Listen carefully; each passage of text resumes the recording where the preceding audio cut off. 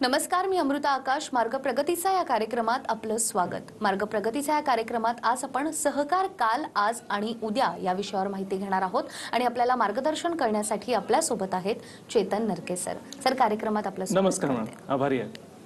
विषयाला आपण सुरुवात करणार आहोत त्या अगोदर आपण सरांची ओळख करून घेऊयात. BE production Kolhapur, MS computer USA, MBA finance New York, MBA London business school या ठिकाणाहून त्यांनी आपलं उच्च शिक्षण पूर्ण केलंय.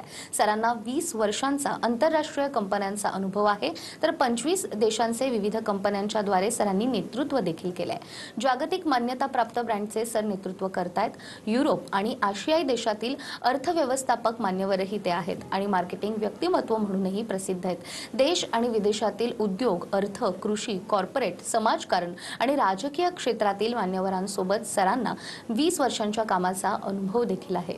सर, मार्ग प्रगतीच्या या कार्यक्रमाच्या माध्यमातून आज आपण सहकार काल, आज आणि उद्या या विषयावर बोलणार आहोत. तर सगळ्यात आधी जगभरातील कॉर्पोरेट क्षेत्रात काम केल्यानंतर सहकारामध्ये तुम्हाला काम करावंसं नेमकं कधी वाटलं आणि हा सगळा अनुभव तुमचा कसा होता? पहिल्यांदा मॅम, तुम्ही इथे बोलवल्याबद्दल मी आभारी आहे तुमचा आणि TV9 चॅनलचा. जर माझा 22 वर्षाचा एक्सपिरियन्स हा FMCG कंपनीजमध्ये आहे आणि ज्यावेळी कॉर्पोरेटमध्ये काम करत असतो त्याच्यामुळे सगळ्या गोष्टी ह्या स्ट्रक्चर्ड असतात. त्याच्यामध्ये तुमच्या लोकांच्यापासून, मनुष्यबळापासून फायनान्शियल मॅटर्स असतात, फिक्स्ड ॲसेट इन्व्हेस्टमेंट्स असतात, तुमचं ब्रँडिंग असतं. या सगळ्या गोष्टी पूर्णपणे स्ट्रक्चर्ड पद्धतीने केल्या जातात. पण तुम्ही जर कोऑपरेटिव्ह सेक्टरमध्ये बघितलं तर कोऑपरेटिव्ह सेक्टरचा बेस हा माणसांच्या भावनापासून बनलेला असतो आणि हा बेसिक डिफरन्स मला वाटतं कॉर्पोरेट आणि कोऑपरेटिव्हमध्ये आहे. ब्रँड हा कुठल्याही गोष्टीमध्ये जरी कॉर्पोरेटमध्ये केला किंवा कोऑपरेटिव्हमध्ये, विश्वासार्हता ही सगळ्यात मोठी गोष्ट असते. आणि कोऑपरेटिव्हमध्ये जर बघितलं तर लोक चळवळीपासून एखाद्या उद्देशासाठी केलेल्या गोष्टी असतात. त्यामुळे मला असं वाटतं की कॉर्पोरेट हे खूप एक्साइटिंग आहेच, पण कोऑपरेटिव्ह हे माणसांपासून जोडण्यापासून त्यांना एकत्र घेऊन ती संस्था किंवा ती ऑर्गनायझेशन मोठी करणं, याच्यामध्ये जी एक्साइटमेंट आहे ती खूप वेगळी आहे. आणि मला वाटतं मी 22 वर्ष बाहेर काम करून आल्यानंतर कोऑपरेटिव्ह सेक्टरमध्ये मी वेगवेगळ्या, म्हणजे बँकिंग सेक्टर असेल, दूध सेक्टर असेल, एज्युकेशन सेक्टर असेल, या सगळ्या सेक्टरमध्ये मला असं वाटतं की सगळ्यांना एकत्र घेऊन जाणं, ती संस्था मोठी करणं आणि त्या संस्थेचे उद्देश सगळ्या लोकांचा विचार करून त्यांना एकत्र घेऊन जाणं हे खूप एक्साइटिंग आहे असं मला वाटतं. अगदीच. आणि भारतातील त्याचबरोबर महाराष्ट्रातील एक व्यक्ती परदेशात जाते आणि केवळ एका देशात नाही तर वेगवेगळ्या देशांचा अनुभव तुम्हाला आहे. जसं तुम्ही आता सांगितलं, 22 वर्षांपासून तुम्ही या क्षेत्रात काम करतायत. तरी देखील एक प्रश्न मनात येतो की परदेशातील सहकार आणि भारतातील सहकार यामध्ये नेमका फरक तो काय? तसं अमृता मॅम, तुम्ही त्याच्यामध्ये बघायला गेलात तर कॉर्पोरेटमध्ये आणि कोऑपरेटिव्हमध्ये काम केल्यानंतर कोऑपरेटिव्ह स्पेसिफिकली बघितलं तर उद्देश हे सगळीकडे जगभरामध्ये सेमच आहेत. त्याचा उद्देश म्हणा, त्याचा बेस म्हणा, त्याचे कायदे थोडेफार वेगळे असतील, पण बाहेरच्या कोऑपरेटिव्हमध्ये प्रोफेशनलिझम जो कॉर्पोरेटमध्ये आहे तोच कंटिन्यू झाला आहे. त्याच्यामध्ये परफॉर्मन्स पॅरामीटर्स असतात, त्याच्यामध्ये लोकांचे स्किल डेव्हलपमेंट्स असतील, त्यांची ट्रेनिंग्ज असतील, ग्राहकांचा विचार व्यवस्थित केला जातो, कर्मचाऱ्यांचा विचार व्यवस्थित केला जातो, तुमच्या उत्पादकांचा विचार व्यवस्थित केला जातो, तुमच्या डायरेक्टर बोर्डाची सगळी जी मतं असतात ते कन्सेन्ससने घेतली जातात. आणि याच्यामध्ये जर प्रोफेशनलिझम ठेवला तर खूप चांगल्या पद्धतीनं आपल्या भारतात देखील होऊ शकेल. मला कधी कधी एवढीच खंत वाटते की कोऑपरेटिव्ह सेक्टरमध्ये राजकारण जास्त येतं.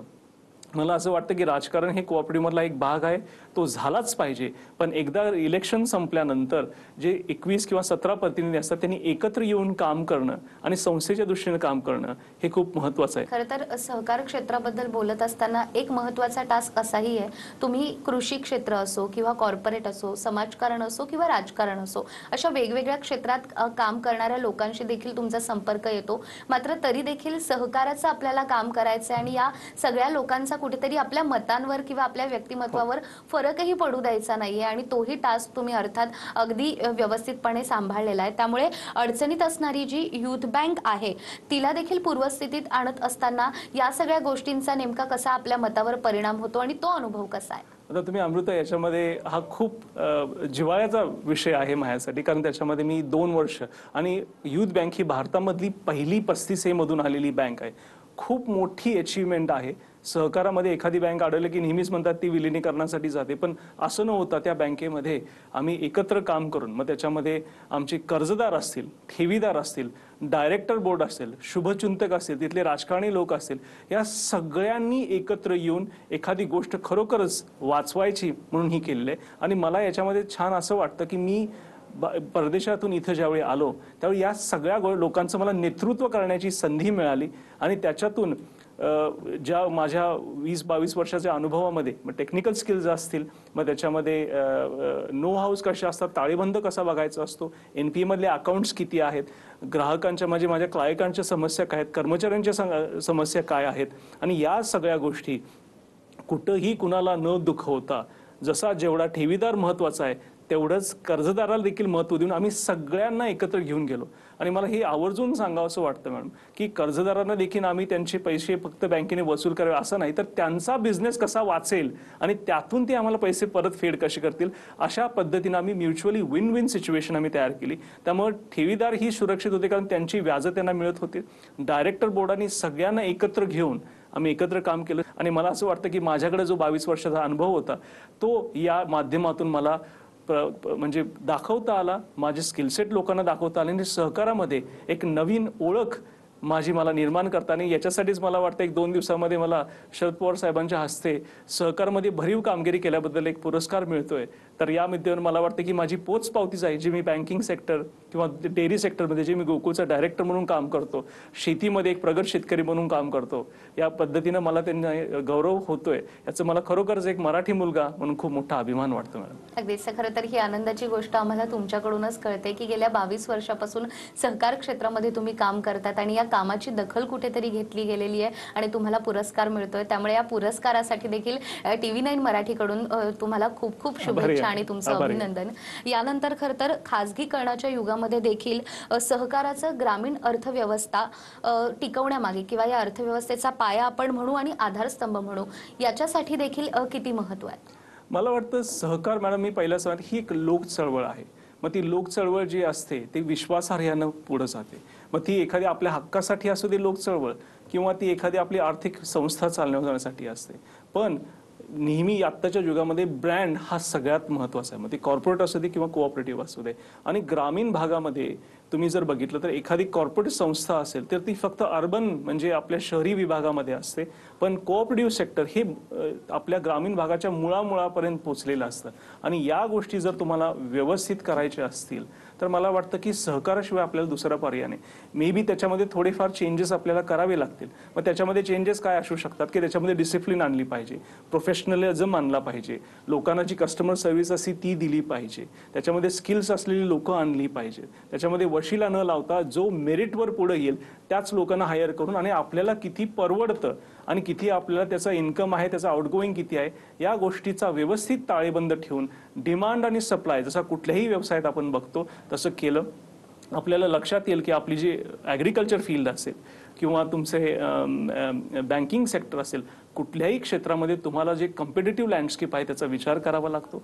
ग्रामीण भागात देखील या गोष्टीचं का महत्त्व आहे, कारण जर अर्बन भागामध्ये फक्त कॉर्पोरेट आणि सगळेच त्यांना Tier 1 सिटीमध्ये, पण ज्यावेळी जसं जसं तुम्ही खाली जाता जे आपल्या भारताच्या GDP ग्रोथसाठी इम्पॉर्टंट आहेत तो म्हणजे आपला ग्रामीण भाग. आणि त्याच्यामध्ये जर एकत्र लोकांना आणलं, लोकांना त्याचा मोबदला दिला तर जो डिस्पोजेबल इन्कम असतो लोकांसाठी तो होईल आणि त्याच्यामुळे आपली ओव्हरऑल अर्थव्यवस्था वाढत जाईल. आणि सगळ्या लोकांच्याकडे इनफ अर्थव्यवस्थेसाठी पैसे नसतात, त्यामुळे सहकारामध्ये असल्यामुळं लोकांचे थोडे थोडे पैसे करून जेवढं भांडवल आपल्याला उपलब्ध करता येईल त्या पद्धतीनं आपण भांडवल उपलब्ध केलं तर वेगवेगळे व्यवसाय करू शकतात. जी माहिती खरं तर तुम्ही देतायत, सहकारामध्ये काम करणारा तो प्रत्येक व्यक्ती किंवा तो प्रत्येक टप्पा या सगळ्यांना एकत्र करून त्यांना पुढे आपल्याला न्यायचं आहे, जेणेकरून कोणालाही त्याचा फायदाच व्हायला हवा आणि कुठेही कोणाचं नुकसान होणार नाही याची तुमच्याकडून काळजी घेतली जाते. हे तुमच्या माहितीवरून खरं तर समोर येतच आहे. त्यामुळे अनेक युवक असतील किंवा अनेक लोक असतील तुमच्याकडे पाहताना एक मोटिवेशन त्यांना मिळत असताना हाही प्रश्न त्यांच्या मनात येत असेल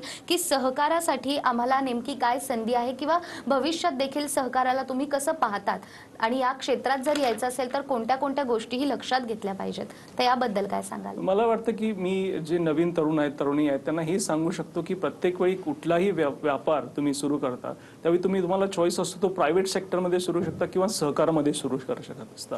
जर प्रायव्हेट सेक्टरमध्ये तुम्ही सुरू करत असाल तर तुम्हाला फंडिंगची आवश्यकता असते आणि सहकारामध्ये बघितलं तर तुम्हाला सगळ्या लोकांनी एकत्र येऊन ॲज अ लोक चळवळ जर केलं तर फंडिंगचा इश्यू येत नाही. त्यामुळे मला असं वाटतं की जसं गट शेती, गट पशुसंवर्धन या गोष्टी सुरू आहेत, बँकिंगमध्ये देखील हाच आता जो ट्रेंड आहे हाच ट्रेंड जर आपण इथं वापरला आणि सहकारामध्ये प्रोफेशनलिझम आणि टेक्निकल स्किल सेट तुम्ही वापरून मी आधी सांगितल्याप्रमाणे जर केलं तर खरोखरच मला वाटतं की तरुण मुलामुलींनी कुठेही हताश न होता एकमेकाचे जे प्लसेस अँड माइनस आहेत, प्रोज अँड कॉन्स आहेत, कुणाला एखादा स्ट्रेंथ असते, एखाद्याची विकनेस असते, ह्या सगळ्याचा बॅलन्स करून जर एकत्र काम केलं तर आणि त्याचा 5 वर्षाचा प्रॉपर आराखडा घेऊन आपल्याला अण्णासाहेब पाटील सारख्या संस्थाही जिथे आहेत त्याच्यामध्ये व्याज परतीचं सगळे हे आपलं असतं.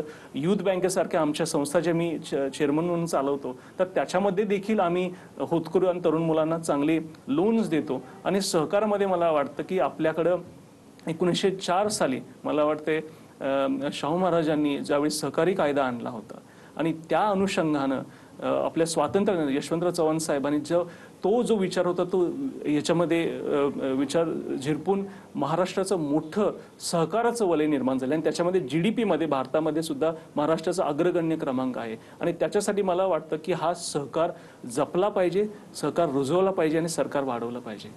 अगदी जसं तुम्ही म्हटलात की अगदी अनेक वर्षांपासून या क्षेत्राकडे पाहिलं जातं, मात्र जिथे काम करण्याची वेळ येते तेव्हा एखादा व्यक्ती इतक्या वर्ष टिकेल की नाही आणि केवळ स्वतःचा विचार नाही तर आपल्या सोबत काम करणाऱ्या त्या प्रत्येक समूहाला एकत्रित करून पुढे जाण्याचा खरं तर तुमचा विचार आहे आणि त्या ध्येयापर्यंत तुम्ही अर्थात पोहोचलेले आहात. मात्र सहकाराला ऊर्जितावस्था आणण्यासाठी किंवा एक नवीन चेहरा देण्यासाठी देखील नेमके कोणकोणते बदल आत्ताच्या काळामध्ये करणं महत्त्वाचं आहे? आता तसं बघायला गेलं तर हा खूप मोठा ऊर्जित अवस्था असता किंवा नवीन त्याला चेहरा म्हणा किंवा नवीन दिशा हा खूप मोठा विषय आहे. पण थोडक्यात असं सांगायचं झालं तर आपल्याला प्रत्येक विभागाचा त्याच्यामध्ये विचार केला पाहिजे. त्याच्यामध्ये स्किल सेट्स असतील, ॲसेट्स जे असतील त्याच्या ॲसेट रिस्ट्रक्चरिंग असेल. काही काही सहकारी संस्था तुम्ही बघता तर त्याच्यामध्ये मला वाटतं की काही काही डगमगत आहेत, व्यवस्थित नाही आहेत, काय काय अतिशय चांगल्या पद्धतीने करतायत. त्यामुळे मला वाटतं की जिथं सहकार किंवा संस्था एखादी अडचणीत असेल तर मला चांगल्या संस्था आहेत त्यांनी त्यांना एकत्र येऊन मला वाटतं मदत केली पाहिजे आणि अशा पद्धतीने केलंच तर सहकार वाचू शकेल. मला वाटतं इथं एक एक एक सद्भावनेच्या भावनेनं सहकारानं एकत्र टिकवलं पाहिजे. मग त्याच्यामध्ये सहकारी सरकार धोरण असेल किंवा बाकीच्या घटकांनी त्याच्यामध्ये काय हा महत्त्वाचा रोल आहे. पण ऊर्जितावस्था आणणं हे खूप महत्त्वाचं आहे.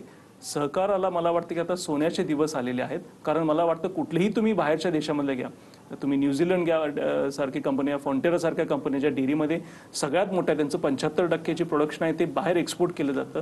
याच्यामध्ये त्यांनी ब्रँडिंग, मार्केटिंग या महत्त्वाच्या गोष्टी पुश केलेल्या आहेत. आणि या सगळ्या गोष्टी करण्यासाठी मला वाटतं की सहकार कुठं मागं पडत नाही. त्याच्यामध्ये लोकांचे सगळे हात एकत्र आलेले असतात. फक्त त्यांना दिशा देणं, मार्केटिंग चांगल्या पद्धतीनं करणं आणि त्यांना चांगल्या पद्धतीचं परतफेडी करून जे उत्पादक आहेत त्यांना चांगल्या पद्धतीनं त्याचा परतफेड मिळावा हीच एक त्याच्यामध्ये मोठी आणि उद्देश असतो जो सहकारामध्ये साध्य केला पाहिजे. तर जसं सरांनी सांगितलं सहकाराला खरं तर नवीन चेहरा देण्याचं काम सरांकडून सुरूच आहे आणि येणाऱ्या काळात देखील एका समूहाला एकत्रित करून पुढे जाण्याचं काम सरांकडून अविरतपणे सुरू असणार आहे आणि त्यातही त्यांचे भविष्यातले नेमके कोणकोणते प्लॅन्स आहेत, कशा पद्धतीनं ते सहकार्याचं काम करणार आहे ही माहिती आपण सरांकडून घेणारच आहोत एका छोट्याशा ब्रेकनंतर पुन्हा एकदा मार्ग प्रगतीचा या कार्यक्रमात आपलं स्वागत. मार्ग प्रगतीचा या कार्यक्रमात आज आपण सहकार काल, आज आणि उद्या या विषयावर माहिती घेतोय आणि आपल्याला मार्गदर्शन करतायत चेतन नरके सर. सर पुन्हा एकदा कार्यक्रमात मी आपलं स्वागत करते. सहकाराबद्दल बोलत असताना आपण अनेकदा पाहतो की कारखानदारी असेल किंवा एक मोठे व्यावसायिक असतील ते कुठेतरी आर्थिक अडचणीत येतात. कालांतराने तो व्यवसाय किंवा तो कारखाना बंद देखील होतो. तर नेमकं यामागे कारण काय वाटतं तुम्हाला? मला वाटतं की ह्याच्यामध्ये कारण महत्त्वाचं उद्देश जो आहे सहकाराचा की लोकांनाच एकत्र घेऊन लोकांच्यासाठी राबवलेली ती संस्था असते आणि लोकांनी भांडवल घालून त्याच्यामध्ये ती वाढवलेली असते, जपलेली असते. पण याच्यामध्ये काय होतं की दर 5 वर्षांना त्याच्यामध्ये इलेक्शन्स असतात आणि इलेक्शन्स नंतर निवडून आल्यानंतर मी आधीच तुम्हाला मेन्शन केल्यामध्ये राजकारणचे स्किल्स त्याच्यामध्ये लागतात, त्याच्यामध्ये निवडून येतात. पण मला असं वाटतं की काय वेळी लोक ते राजकारण ते कंटिन्यू ठेवतात. एकदा इलेक्शन झाले की जे प्रतिनिधी एकत्र असू देत, विरोधाचे असू देत, सगळ्यांनी एकत्र मिळून काम करणं हा मोठा भाग मला वाटतं जो बाहेरच्या देशामध्ये बघितला नाही इथं आहे तो महत्त्वाचा आहे. कारण असं नाही केलं तर तो व्यापारामधला ताळेबंद चुकून जातो. कृपया सगळ्या आपल्या शेतकरी बांधवांना, सगळ्या आपल्या मोठ्या ज्येष्ठ नेत्यांना किंवा जे जे डायरेक्टर आहेत मोठमोठ्या साखर संस्था किंवा त्या अशा बऱ्याच संस्था आहेत, त्यांनी पहिल्यांदा आपल्या ताळेबंदाचा विचार करावा. संस्थेसाठी कुठलं चांगल्या पद्धतीने पॉझिटिव्हली आपण गोष्टी करू शकतो त्याच्यावर विचार करावा. बाय प्रोडक्ट्सपासून कसे एक्स्ट्रा रेव्हेन्यू तुम्हाला करता येतील, म्हणजे अल्कोहोल असेल, डिस्टिलरी असेल, प्लायवूड असतील, आता नवीन उसापासून आपले डिटर्जंट्स येत आहेत, हँड वॉश येत आहेत, याचा विचार करून रेव्हेन्यू कसा वाढवता येईल याचा विचार करावा, की फक्त माणसं वाढवून किंवा अतिरिक्त कर्ज घेऊन त्या कारखान्यावर किंवा त्या संस्थेवर लोड आणणं हे मला वाटतं चुकीचं आहे आणि याचा प्रॉपर विचार केला पाहिजे. याच्यासाठी कॉर्पोरेट टच हा खूप महत्त्वाचा आहे, ताळेबंद हा खूप महत्त्वाचा आहे. राजकारण राखण्याच्या जागी ज्यावेळी इलेक्शन संपतात त्यावेळी पूर्णपणे तुम्हाला प्रोफेशनल टचनी आणि कॉर्पोरेट टचनीच काम करावं लागेल. सहकारातील घटक आणि शासन यांच्याकडून देखील नेमक्या तुमच्या काय अपेक्षा आहेत आणि त्यातही काय बदल व्हायला हवेत? तसं मॅडम बघितलं, मी आधी तुम्हाला सांगितलं सहकाराच्या आपण कक्षा रुंदावलेल्या पाहिजेत.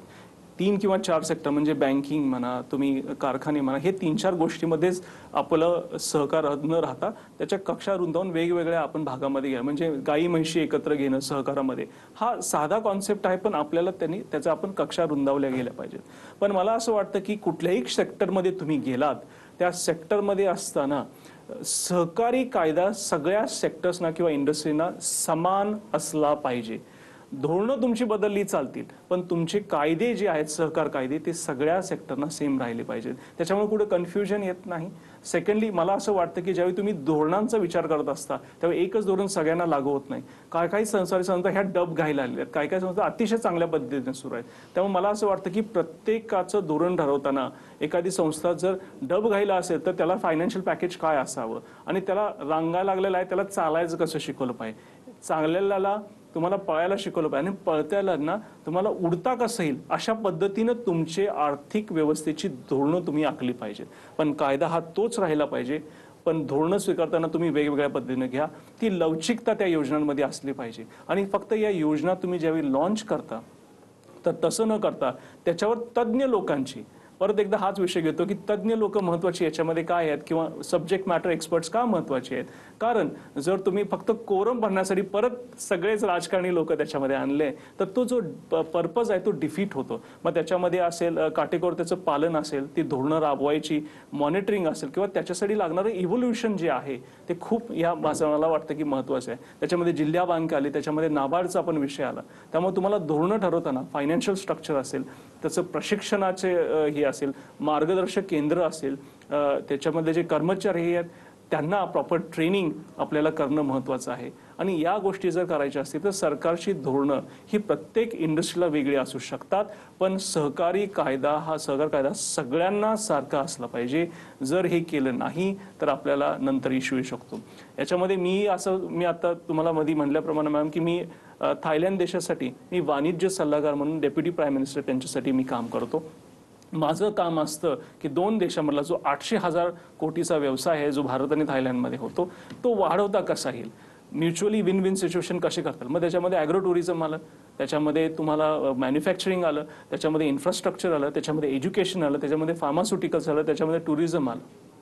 थोडक्यात मला असं वाटतं की सहकार, आणि मला वाटतं बाहेरच्या देशामधलाही सहकार आहे, याचा फक्त आपण न विचार करता माझ्या वतीनं मी काय माझ्या महाराष्ट्रासाठी माझ्या देशासाठी करू शकतो हा एक मोठा त्याच्यामध्ये विचार मी नेहमीच करतो. आणि मला वाटतं की आजपर्यंत सगळ्या या महाराष्ट्र सरकारने म्हणा, जी आपले IAS लोकांची लॉबी आहे पूर्णपणे त्यांनी म्हणा, किंवा जे पण आपले ग्रामविकास अधिकारी आहेत सगळ्या लोकांनी अतिशय चांगल्या पद्धतीनं आम्ही करतोय. आणि अशा स्कीम्स सहकारातून येणं, मी एक आता एक्झाम्पल तुम्हाला देऊ इच्छितो की युथ बँकेतून माझ्या वडील अरुण नरके साहेब त्यांचा 29 नोव्हेंबरला वाढदिवस आहे, त्यानिमित्त आम्ही श्री पोपटराव पवार साहेबांच्या हस्ते आम्ही नवीन योजना करतोय. आणि त्या योजनेमध्ये जे शेतीसाठी लागणारी अवजार आहेत ते आम्ही विना तारण 0% व्याज आणि विना जामीन देतोय. याचा अर्थ काय की ती आणि मार्केट प्राइसपेक्षा कमी. मग त्याच्यामध्ये चॉप कटर असेल, पशुधर्मासाठी रबर मॅट असेल किंवा मिल्किंग मशीन असेल, याच्यामुळं खरोखरच शेतकऱ्यांना त्याचा फायदा घेता येईल. खरोखरच त्या सहकारामुळे आम्ही हे शेतकऱ्यांपर्यंत पोहोचवू शकतो. त्यामुळे अरुण नरके कृषी समृद्ध योजना आम्ही 28 तारखेला लॉन्च करतोय. आणि मला वाटतं की यातून खरोखरच आपल्या कोल्हापूर जिल्हा नाही तर बाहेरच्या शेतकऱ्यांना देखील याचा फायदा घेता येईल.